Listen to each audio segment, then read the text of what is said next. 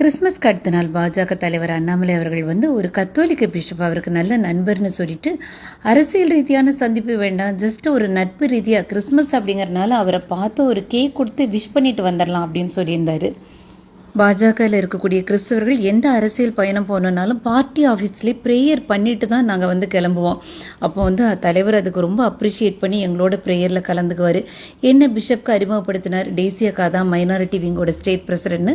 பிஷப்போட ஒரு அரை மணி நேரம் நட்பு சந்திப்பு நடந்தது. இந்த பிஷப் ரொம்ப அன்பான இறை மனிதர். இவரை நான் ஏற்கனவே மைனாரிட்டி மினிஸ்டர் ஜான் பெர்லாவோட சந்திச்சிருக்கேன்.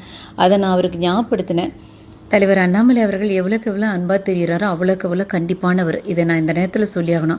அன்றைக்கி என்னை பார்த்து கேட்டார், டெய்சிகா மைனாரிட்டி பிரசிடெண்ட்டாக கிறிஸ்டியன் முஸ்லீம்ஸ் கிட்ட வாங்குற பெட்டிஷன்லாம் ஒழுங்காக தீர்த்து வைக்கிறீங்களா இல்லை என்ன பண்ணுறீங்க அப்படின்னு கேட்டால் நான் ரிப்போர்ட் சப்மிட் பண்ணேன். கொஞ்ச நாள் கட்சி ஆஃபீஸ் பக்கம் பார்க்க முடியலேன்னு என்ன கேட்டார். நான் ஈஷாவோட சாம்பவி மகாமுத்ரா கோர்ஸ் படிக்க போனேன்னு சொன்னேன்.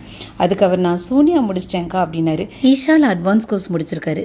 கொலை போதை கலாச்சாரம் நாட்டை கெடுத்த திமுக அவர்கள் ஊடக வலிமை மூலமாக கிறிஸ்தவ முஸ்லீம் மக்களிடையே பிரதமர் மோடியுடைய அற்புதமான ஆட்சியை பொய் பிரச்சாரம் பண்ணி வச்சிருக்கும் போது அவர்கள் நடுவில் அண்ணாமலை அவர்கள் படுற சிரமத்தை பார்க்கும்போது கஷ்டம்.